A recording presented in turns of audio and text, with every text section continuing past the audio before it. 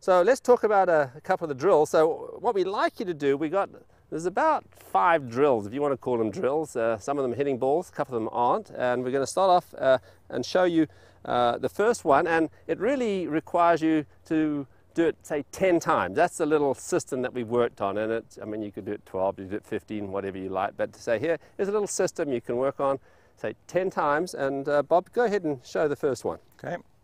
Well, I'm just going to take a good solid setup here. All right. Now, remember, you're going to pull that plane pointer out too, aren't you? Yep, got the plane pointer out because I want to be able to check that on the way back. All right. This sort of, let's say, have it just a second there. It's just a little wire plane pointer, but it just gives you the image of the shape of the swing. So, you know, once you've done it a few times, you can just push it back in and it's not going to affect you.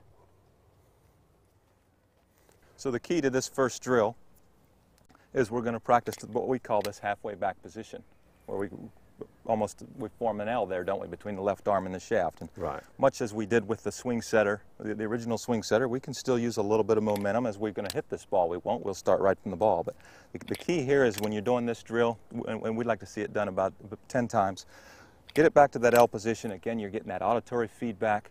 You can hear it. You can feel it. You know you're getting that position in the right spot.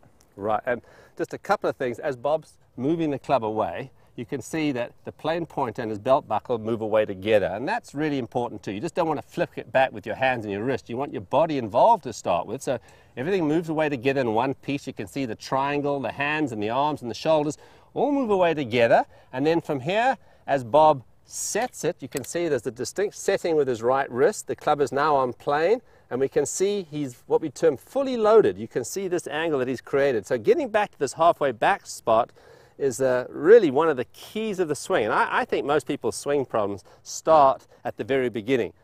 A poor grip, which say probably 3/4 of golfers in general probably have a poor grip.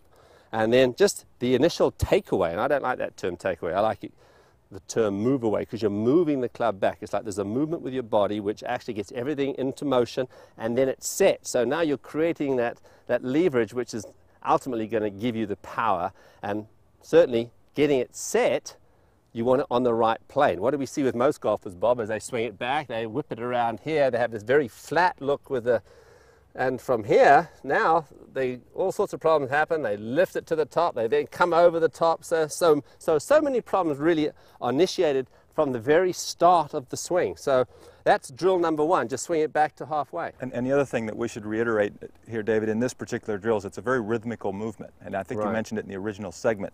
You've got to feel like you're moving the middle a little bit, because a lot of people, what they do is they put this a little too tight a setting, and then it gets a very violent movement as they try to set it. And again, we're trying to create good tempo, which is going to transfer to really good rhythm. So if we feel a very rhythmical movement, when you watch me do this back and through, nothing looks very violent, does it? I'm setting the wrist, I'm moving the club away in one piece here to be able to feel that plane pointer at my navel.